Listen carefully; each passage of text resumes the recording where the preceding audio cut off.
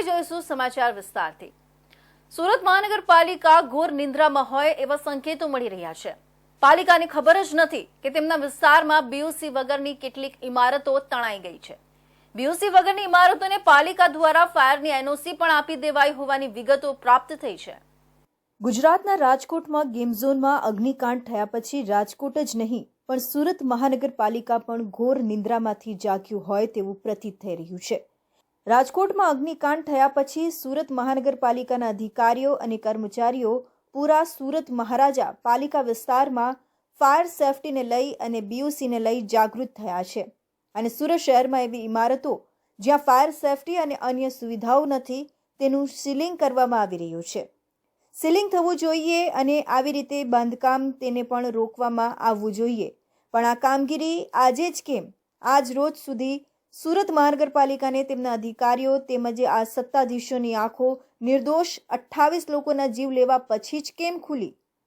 હાલ સુરત મહાનગરપાલિકાના અધિકારીઓ અને કર્મચારીઓ ફાયર સેફટી વગરની મિલકતોમાં સીલ કરવાનું કામ કરી રહ્યા છે, પણ સાથે સાથે ફાયર સેફટી ધરાવતી ઇમારતોમાં પણ સીલિંગ પ્રક્રિયા કરવામાં આવી રહી છે, જેના પાસે બીયુસી નથી।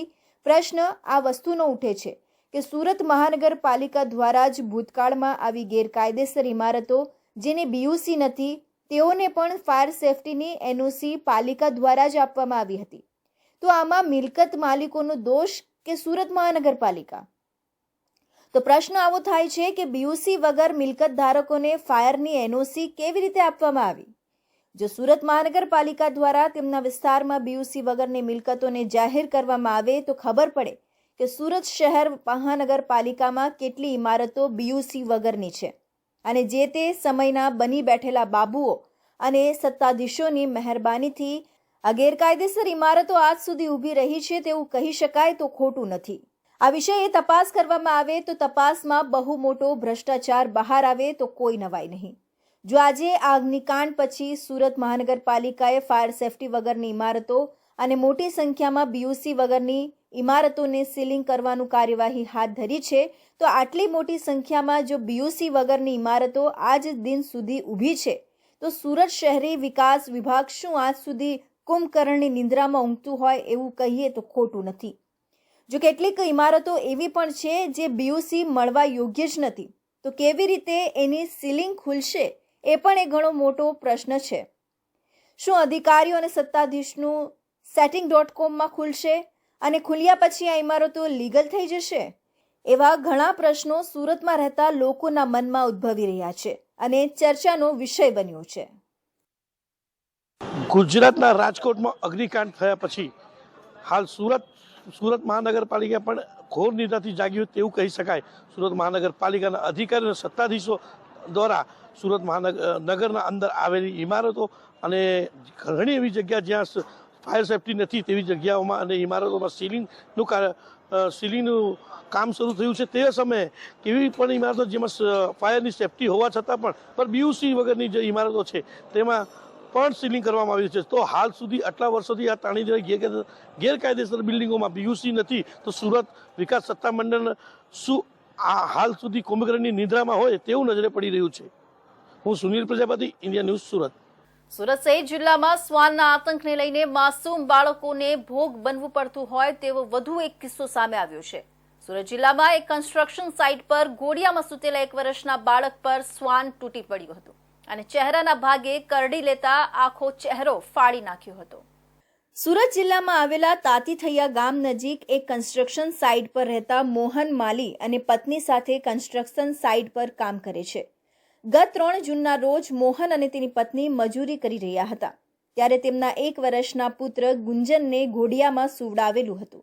તે દરમિયાન એક શ્વાન ગુંજનને ઘોડિયામાંથી કાઢી ખેંચીને લઈ ગયો હતો અને તેના ચહેરા અને માથાના ભાગે ફાડી ખાધું હતું। કન્સ્ટ્રક્શન સાઇટ પર કામ કરી રહેલા શ્રમજીવીઓએ આ બાળકને કૂતરો નોચતો હોવાનું જોયું હતું।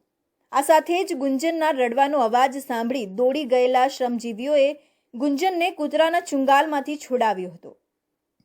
લોહી લુહાણ હાલતમાં બાળકને તાત્કાલિક 108 મારફતે સ્મીમેરમાં ખસેડાયો હતો। કૂતરાએ માસૂમ બાળકના ચહેરાને નિશાન બનાવ્યું હતું। તેમાં તેણે માસૂમના પૂરા ચહેરાને ફાડી નાખ્યો હતો, જેમાં એક આંખ કાઢી નાખવી પડે તેવી સ્થિતિ હોવાથી તબીબોએ તેની એક આંખ કાઢી નાખી છે. બાળકના ચહેરાના અલગ અલગ ભાગે બચકા ભર્યા હોવાથી તબીબોએ સર્જરી દરમિયાન ચહેરાના ભાગે અને માથાના ભાગે 100 થી વધુ ટાંકા લેવા પડ્યા છે. मैं करोदड़ा बाजू काम करता था અને મારું બાળક જોડેમાં ગુડાવ લેતો બગીચા નાનલામાં અને ઉતા આયા પાગલથી બસ કા ભરી કર દિયા.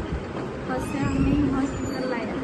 આપણે જ્યારે બાળક ડોગ બાઇટ સાથે આવ્યું ત્યારે એને ગંભીરતાને લઈને આપણે તાત્કાલિક ધોરણે ઓપરેશન કર્યું અને તેમાં તમામ ડિપાર્ટમેન્ટ, ઓપ્થલ ડિપાર્ટમેન્ટ, પ્લાસ્ટિક સર્જન, આપણે એનેસ્થેસિયાના ડૉક્ટરો અને બીજા પીડિયાટ્રિક વિભાગના ડૉક્ટરોને સામેલ કરી આપણે ફટાફટ એમનું ઓપરેશનમાં લઈ લીધા અને 4 કલાકની જે મહેનત હતી તેમાં આપણે પેશન્ટની જે નાની નાની નસો, બારીક નસોને સાંધવામાં આવી અને ચામડીને બધા જે ટાંકા લેવામાં આવ્યા. આંખ જે સારી હતી એને બચાવવામાં આવી, ખરાબ આંખને કાઢી લેવામાં આવી છે અને પેશન્ટનું જલ્દીથી જલ્દી ઓપરેશન કરીને આપણે એમને તમામ જે ઈજાઓ હતી એ રિપેર કરવામાં આવી અને ત્યારબાદ પેશન્ટને આપણે વોર્ડમાં શિફ્ટ કર્યું અને જેના થકી અત્યારે પેશન્ટ પૂરી સારી રીતે ફીડિંગ લઈ શકે છે અને પૂરું ભાનમાં છે અને જે આપણે આંખ બચાવી લીધી છે એમાં પણ મુવમેન્ટ સારી છે, એમાં કોઈ ઈજા અત્યારે નથી. હાલ આ 1 વર્ષનું બાળક આઈસીયુમાં સારવાર હેઠળ છે. સ્મીમેરના તબીબોએ તાત્કાલિક હડકવાના ઇન્જેક્શનો આપવાની સાથે ઇમ્યુનોગ્લોબિનની સારવાર આપી હતી. સર્જરી વિભાગ અને પ્લાસ્ટિક સર્જરી વિભાગના તબીબોએ 4 કલાક બાળકની સર્જરી કરી હતી. અત્રે ઉલ્લેખનીય છે કે હાલ આ બાળકને આઈસીયુમાં રાખીને વધુ સારવાર કરવામાં આવી રહી છે. ગુજરાતના ચહેરાપુંજી તરીકે ઓળખાતા સાપુતારામાં ચોમાસા દરમિયાન કુદરત નયનરમ્ય દ્રશ્યોનું સર્જન કરે છે. આ સમયગાળા દરમિયાન મોટી સંખ્યામાં પ્રવાસીઓ પણ ડાંગ પહોંચતા હોય છે. ચોમાસા દરમિયાન અહીં કોઈ અનિચ્છનીય ઘટના ન બને તે માટે તંત્ર દ્વારા અહીં નો સેલ્ફી ઝોન જાહેર કરાયા છે. ચોમાસાની શરૂઆત પહેલા ડાંગ જિલ્લા કલેક્ટરનું જાહેરનામું બહાર પાડ્યું છે. ચોમાસામાં નદી, નાળા, ચેકડેમ, ધોધ જેવા સ્થળોએ કોઈ પ્રવૃત્તિ ન કરવા સૂચના આપવામાં આવી છે. સહેલાણીઓને નદી, નાળા, ધોધ જેવા સ્થળે જોખમી રીતે વાહનો પાર્ક કરવા અને સેલ્ફી લેવા પર પ્રતિબંધ ફરમાવ્યો છે. જ્યાં અમુક જળાશયો છે, પાણી જ્યાં વહેણ હોય છે ત્યાં આગળ અને ધોધ જે છે તે પ્રવાસી વ્યક્તિઓ હોય કે આમ જનતા હોય એ પાણીના પ્રવાહથી સચેત રહે એટલા માટે અને જનતામાં જાગૃતિ આવે અને તંત્ર કાર્યવાહી કરી શકે તે માટે ભારતીય ફોજદારી કાર્યરીતિ અધિનિયમની કલમ 144 હેઠળ અત્રેથી ડિસ્ટ્રિક્ટ કક્ષાએથી એડીએમ તરીકે જાહેરનામું બહાર પાડવામાં આવ્યું છે, જેથી કરી અને જનતા તેની નોંધ લેશે અને તે સાવચેત અને જાગૃત થશે તેવી અપેક્ષા છે. જાહેરનામાનું ઉલ્લંઘન કરનાર ભારતીય દંડ સંહિતાની કલમ 188 મુજબ કાર્યવાહી કરવા પણ તંત્ર તરફથી ચીમકી આપવામાં આવી છે. નોંધનીય છે કે જાહેરનામું 5 ઓગસ્ટ 2024 સુધી અમલમાં છે. નદી, સરોવર અને ડેમ ઉપર થતા અકસ્માતને ટાળવા આગોતરું આયોજન હાથ ધરવામાં આવ્યું છે. ભારે બફારા વચ્ચે હવામાનની આગાહી પ્રમાણે મણસ્કે સુરતમાં મેઘરાજાની પધરામણી થઈ હતી, જેથી ગરમીનો અનુભવ કરતા લોકોને વાતાવરણમાં ઠંડક પ્રસરી જતા અનોખો અનુભવ થયો હતો. સુરતના અલગ અલગ વિસ્તારમાં વરસાદ જોવા મળ્યો હતો. ક્યાંક ધીમી ધારે તો ક્યાંક ભારે વરસાદ જોવા મળ્યો હતો. ભારે પવન અને વીજળીના કડાકા સાથે વરસાદ પડ્યો હતો. રાત્રિના 12 વાગ્યાથી લઈને સવારના 6 વાગ્યા સુધીમાં પડેલા વરસાદમાં સૌથી વધુ માંગરોળમાં 1 ઇંચથી વધુ વરસાદ પડ્યો હતો, જ્યારે સુરત સિટીમાં 5 મિલીમીટર વરસાદ નોંધાયો હતો. હવામાન વિભાગની આગાહી અનુસાર ગુજરાત રાજ્યમાં તારીખ 7મી જૂનથી પ્રી મોન્સૂન એક્ટિવિટી શરૂ થઈ ગઈ છે. સુરત શહેરમાં શનિવારે મણસ્કે વીજળીના કડાકા ભડાકા સાથે વરસાદ વરસ્યો હતો. ભારે બફારા વચ્ચે હવામાનની આગાહી પ્રમાણે શનિવારે તારીખ 8 જૂને મણસ્કે સુરતમાં મેઘરાજાની પધરામણી થઈ હતી, જેથી ગરમીનો અનુભવ કરતા લોકોને વાતાવરણમાં ઠંડક પ્રસરી જતા અનોખો અનુભવ થયો હતો. સુરતના અલગ અલગ વિસ્તારમાં વરસાદ જોવા મળ્યો હતો. ક્યાંક ધીમી ધારે તો ક્યાંક ભારે વરસાદ જોવા મળ્યો હતો. ભારે પવન અને વીજળીના કડાકા સાથે વરસાદ પડ્યો હતો. સુરત શહેરમાં સૌથી વધુ રાંદેર ઝોનમાં 8 મિલીમીટર, સેન્ટ્રલ ઝોનમાં 5 મિલીમીટર, કતારગામ ઝોનમાં 3 મિલીમીટર, વરાછા બી ઝોનમાં 5 મિલીમીટર વરસાદ વરસ્યો હતો. સુરત જિલ્લાની વાત કરીએ તો જિલ્લામાં સૌથી વધુ માંગરોળમાં 27 મિલીમીટર, ઓલપાડમાં 8 મિલીમીટર અને માંડવીમાં 5.6 મિલીમીટર વરસાદ વરસ્યો હતો. ડભોઈ તાલુકાના પવિત્ર યાત્રાધામ ચાંદોદ ખાતે 10 દિવસ ઐતિહાસિક મલ્હાર રાવ ઘાટ ખાતે ગંગા દશહેરા પર્વની ઉજવણી થનાર છે, જેના પ્રથમ દિવસે ડભોઈના ધારાસભ્ય શૈલેષ મહેતા તેમજ તેમની પત્ની મીનાબેન મહેતાએ પૂજા આરતીનો લાભ લીધો હતો.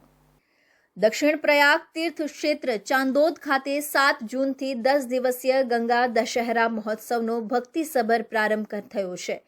આ પર્વમાં ઐતિહાસિક મલ્હાર રાવ ઘાટના કિનારે સાયંકાળે યોજાતી મહાઆરતી સાથે નર્મદા સ્નાન અને પૂજન અર્થે ગુજરાતભરમાંથી રોજે રોજ સેંકડો શ્રદ્ધાળુઓ પધારી પુણ્ય લાભ લેશે.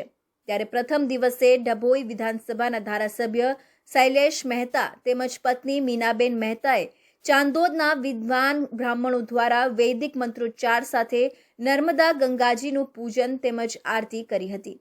પ્રસિદ્ધ દક્ષિણ પ્રયાગ તીર્થ ક્ષેત્ર ચાંદોદમાં દર વર્ષે ઉજવાતા વિવિધ ધાર્મિક ઉત્સવો વિશેષ પૌરાણિક મહાત્મય સાથે સંકળાયેલા છે. ગંગા મૈયાના પૃથ્વી પર અવતરણ થયાની સ્મૃતિમાં વર્ષો જૂની પરંપરા મુજબ પ્રતિ વર્ષ ઉજવાતો ગંગા દશહેરા મહોત્સવ ખૂબ જ શ્રદ્ધા ભક્તિ સાથે ઉજવાય છે. જેઠ સુદ એકમથી જેઠ સુદ દસમ એટલે કે ગંગા દશેરા, આનું એક અલગ જ મહત્વ છે. લોકો ગંગામાં પોતાના પાપ ધોવા જતા હોય છે ત્યારે મા ગંગા નર્મદામાં પોતાના પાપ ધોવા માટે આ 10 દિવસ દરમિયાન આવતા હોય છે. અને આ પ્રસંગે નર્મદા કાંઠાના તમામ ગામોમાં બહુ ઉત્સવની રીતે ઉજવાય છે.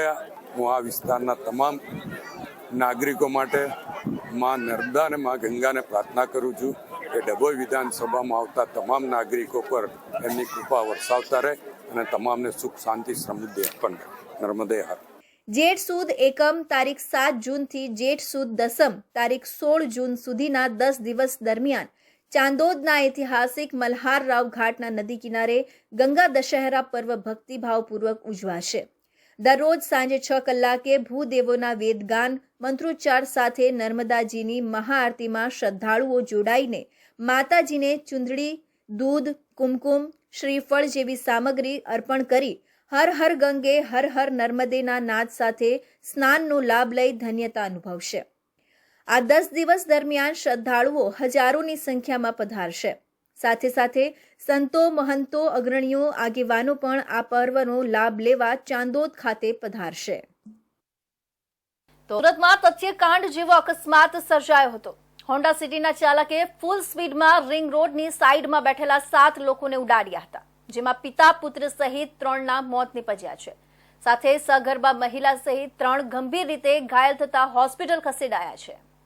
સુરતમાં ગત મોડી રાત્રે 11:30 વાગ્યાની આસપાસ મોટા વરાછા રિંગ રોડ પર ગમખ્વાર અકસ્માત થયો હતો. પૂરપાટ ઝડપે આવી રહેલી હોન્ડા સિટીના ચાલકે સ્ટીયરિંગ પરથી કાબુ ગુમાવતા 7 લોકોને ઉડાડ્યા હતા, જેમાં માસા અને માસૂમ ભાણેજનું મોત નીપજ્યું હતું અને 5ને ઈજા પહોંચતા સારવાર અર્થે હોસ્પિટલ ખસેડવામાં આવ્યા હતા, જેમાંથી 2ની હાલત ગંભીર છે. તેમાં એક તો સગર્ભા છે.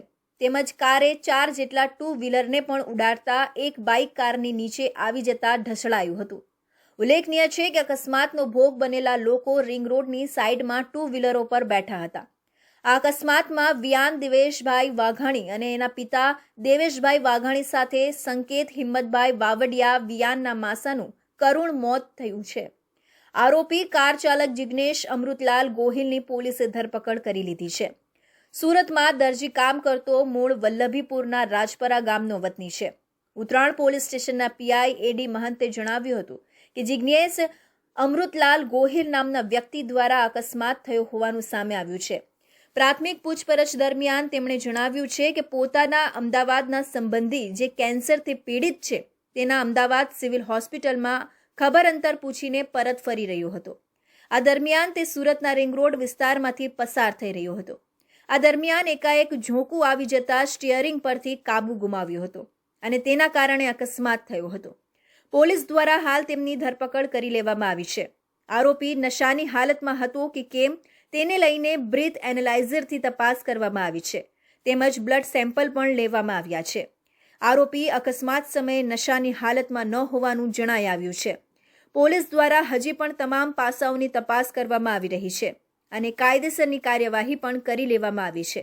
આરોપીની સામે ગુનો પણ દાખલ કરી દેવામાં આવ્યો છે. જો કે આરોપી દારૂ પીધેલી હાલતમાં ન હોવાનું મેડિકલ ચેકઅપના પ્રાથમિક રિપોર્ટમાં જાણવા મળ્યું છે. દુખિયાના દરબાર જે રિંગ રોડ જે છે ત્યાં આ કામના ફરિયાદી અને જે ભોગ બનનાર જે છે એ રાત્રે 11:30 વાગ્યાના આસપાસ ત્યાં પોતાના બાઇકો પાર્ક કરી અને રોડની સાઈડમાં બેસી અને વાતો કરતા હતા. એ વખતે આ જે કાર ચાલક જે છે કે જેનો રજિસ્ટ્રેશન નંબર છે GJ05 0820 એ કાર ચાલકે પોતાની જે કાર જે છે એ પૂર ઝડપે અને એકદમ બેફિકરાઈથી ચલાવી અને આ જે લોકો ત્યાં બેઠેલા હતા એ લોકોને ટક્કર મારી અને અકસ્માત કરેલો. આમાં કુલ 7 માણસોને અડફેટમાં લીધા છે. એમાંથી 3 જે ભોગ બનનાર જે છે એ મરણ ગયેલ છે અને 4 હાલમાં ત્યાં સારવાર તળે છે. એમાંથી 3ની જે કન્ડિશન જે છે એ હાલમાં સુધારા ઉપર છે. એક જે ભોગ બનનાર જે છે એ થોડીક ક્રિટિકલની કન્ડિશન છે હાલમાં. સુરત મહાનગરપાલિકામાં દિવસે ને દિવસે ભ્રષ્ટાચારનો વ્યાપ વધતો જતો જ હોય એમ સમયાંતરે એક બાદ એક લાંચિયા કર્મચારી અને અધિકારી નાગરિકોના કામ કરવાના બદલે લાંચ લેતા ઝડપાતા રહે છે. એવા જ 2 ફૂડ એન્ડ ડ્રગ વિભાગના અધિકારી 45,000ની લાંચ લેતા ઝડપાઈ જતા સમગ્ર પાલિકા તંત્રમાં ખળબળાટ વ્યાપી ગયો છે. સુરત મહાનગરપાલિકા ભ્રષ્ટાચારનો અડ્ડો બની ગયો હોય એમ થોડા દિવસે લાંચિયા અધિકારીઓ એસીબીની ટ્રેપમાં ફસાતા જોવા મળી રહ્યા છે. હાલમાં આવા જ 2 અધિકારી જેઓ ફૂડ અને ડ્રગ વિભાગ અને આરોગ્ય શાખામાં ફરજ બજાવતા Hemenkumar Gunvantrai Gohil, food safety officer, food inspection branch, central health, Rander zone તેમજ ગુલામ યાસીન નિસાર હુસેન શેખ, વહીવટી ક્લાર્ક, ફૂડ વિભાગ, વહીવટી ઓફિસ, સુરત મહાનગરપાલિકાએ ફરિયાદી દ્વારા ભાડેથી દુકાનો રાખેલી, જે દુકાનોમાં શાકભાજીના વેચાણ કરવા માટે ફૂડ લાયસન્સ જરૂરી હોય. લાયસન્સ મેળવવા સુરત મહાનગરપાલિકામાં ઓનલાઈન અરજી કરી હતી, જે ફૂડ લાયસન્સ આપવાની કાર્યવાહી કરવાના અવેજ પેટે આ કામના આરોપીઓએ એકબીજાના મેળાપીપળામાં ફરિયાદી પાસે 45,000 રૂપિયાની લાંચની માંગણી કરી હતી. આરોપી હેમેને 45,000ની માંગણી કરતા આરોપી ગુલામને આપી દેવા જણાવ્યું હતું, જે લાંચની રકમ ફરિયાદી આપવા માંગતું ન હોવાથી એસીબીનો સંપર્ક કરી ફરિયાદ કરી હતી, જેના આધારે લાંચના છટકા દરમિયાન ફરિયાદી આરોપી ગુલામને મળવા આ કામના આરોપીઓને ફરિયાદી સાથે હેતુલક્ષી વાતચીત કરી લાંચની રકમ સ્વીકારી બંને આરોપીઓ સ્થળ પર પકડાઈ જઈ ગુનો કર્યા હોય બંને આરોપીને ઝડપી પાડ્યા હતા. नगर निगम में फूड सेफ्टी ऑफिसर हेमन गोहिल और एडमिन क्लर्क गुलाम शेख, जिन्होंने शिकायतकर्ता से फ्रूट और शाक भाजी उसके लाइसेंस के अवैध के तौर पे 45,000 रुपया की डिमांड किया और उसको एक्सेप्ट करते हुए वो दोनों कल एसीबी के ट्रैप में पकड़े गए हैं और उनके खिलाफ लीगली एक्शन और क्राइम रजिस्टर्ड करके आगे की कार्यवाही हमारी ऑफिस से जारी है. जो हेमन गोहिल है उनकी वो फूड सेफ्टी इंस्पेक्टर है, उनका तनख्वाह था 1,05,000 और जो गुलाम शेख है उनका तनख्वाह 35,000 था. 45,000 की इन लोगों ने रिश्वत मांगी थी और 45,000 ही एक्सेप्ट किया और वो उसमें पकड़े गए. એસએમસીમાં ફરજ બજાવતા બંને વર્ગ 3ના લાંચિયા અધિકારી એક મોહરું હોવાનું સામે આવ્યું છે, જ્યારે ખરા અર્થે સિનિયર અધિકારી સુધી લાંચની રકમમાંથી હિસ્સો પહોંચતો હોવાનું એસએમસીના કર્મચારી વર્ગમાં ચર્ચા ઉઠવા પામી છે. ત્યારે એસીબી દ્વારા ઝડપાયેલા આરોપી પાસે લાંચની રકમમાંથી કોને હિસ્સો આપવામાં આવતો હોવાની વિગતો તપાસમાં આવે અને આવકથી વધુ સંપત્તિ બાબતે પણ જો એસએમસીના સિનિયર અધિકારીની તપાસ થાય તો ખૂબ મોટા અધિકારી રિશ્વતખોરીના ખેલના માસ્ટર માઇન્ડ હોવાનું ખુલવા પામી શકે છે. વલસાડ જિલ્લાના વાતાવરણમાં પલટો આવ્યો છે. ગાજવીજ સાથે વરસાદ તૂટી પડ્યો છે. વીજળી પડતા કેટલાક વિસ્તારોમાં વીજળી ડૂલ થઈ ગઈ હતી. વાદળછાયું વાતાવરણ છવાતા ગરમીથી છુટકારો મળ્યો હતો. વલસાડ જિલ્લામાં વહેલી સવારથી વરસાદ ખાબક્યો છે. વાપી, ઉમરગામ અને સંઘ પ્રદેશ સિલવાસ દમણમાં ગાજવીજ સાથે ભારે વરસાદ જોવા મળ્યો છે. વરસાદ પડતાની સાથે જ કેટલાક વિસ્તારોમાં વીજળી ડૂલ થઈ ગઈ છે. સાથે હાલાકી પણ વેઠવી પડી છે. કેટલાક વિસ્તારમાં રસ્તામાં પાણી ભરાયા છે. વલસાડ જિલ્લાના અન્ય તાલુકામાં પણ વરસાદ પડવાની શક્યતા વર્તાઈ રહી છે. લોકોને ગરમીમાંથી રાહત મળી હતી. રાજ્ય હવામાન વિભાગે 6 જૂનથી 12 જૂન દરમિયાન વીજળીના કડાકા તેમજ સામાન્ય ગતિ કરતાં વધારે ગતિ સાથે પવન સાથે વરસાદની આગાહી કરવામાં આવી છે, જેને લઈને વલસાડ જિલ્લામાં 7મી જૂનથી વાતાવરણમાં પલટો આવ્યો હતો. વલસાડ જિલ્લાના અંતરિયાળ વિસ્તાર એવા ધરમપુર અને કપરાડા તાલુકાના અંતરિયાળ ગામોમાં ભારે પવન સાથે વરસાદ પડ્યો હતો, જેને લઈને સ્થાનિક લોકોએ ગરમીમાંથી રાહત અનુભવી હતી. જ્યારે રાત્રિ દરમિયાન વીજળીના કડકા સાથે આકાશ ગુંજતું રહ્યું હતું. વલસાડ જિલ્લાના પારડી તાલુકામાં રાત્રે 2 થી 4 દરમિયાન 0 થી 4 મિલીમીટર વરસાદ નોંધાયો હતો. રાજ્ય હવામાન વિભાગ દ્વારા ચોમાસાના પ્રથમ રાઉન્ડની શરૂઆત થઈ રહી હોવાની સાથે વલસાડ જિલ્લા અને સંઘ પ્રદેશ દાદરાનગર હવેલી અને દમણ સહિત દક્ષિણ ગુજરાત અને ગુજરાતના કેટલાક વિસ્તારોમાં 6 જૂનથી 12 જૂન દરમિયાન સામાન્ય કરતાં વધુ ઝડપે પવન અને વીજળીના કડાકા સાથે ચોમાસાના વરસાદની આગાહી કરવામાં આવી હતી, જેને લઈને 7મી જૂનની સાંજથી વલસાડ જિલ્લાના વાતાવરણમાં પલટો આવ્યો હતો. આજથી 5 દિવસ સુધી દક્ષિણ ગુજરાત, સૌરાષ્ટ્ર અને ઉત્તર ગુજરાતમાં વરસાદ વરસવાની હવામાન વિભાગ દ્વારા આગાહી કરવામાં આવી હતી. સુરત જિલ્લાના ઓલપાડ તાલુકામાં અસહ્ય બફારા વચ્ચે ગત મોડી રાત્રે મેઘરાજાની પધરામણી થઈ હતી અને ગાજવીજ સાથે વરસાદ વરસ્યો હતો. સુરત જિલ્લાના ઓલપાડ તાલુકામાં અસહ્ય બફારા વચ્ચે ગત મોડી રાત્રે મેઘરાજાની પધરામણી થઈ હતી.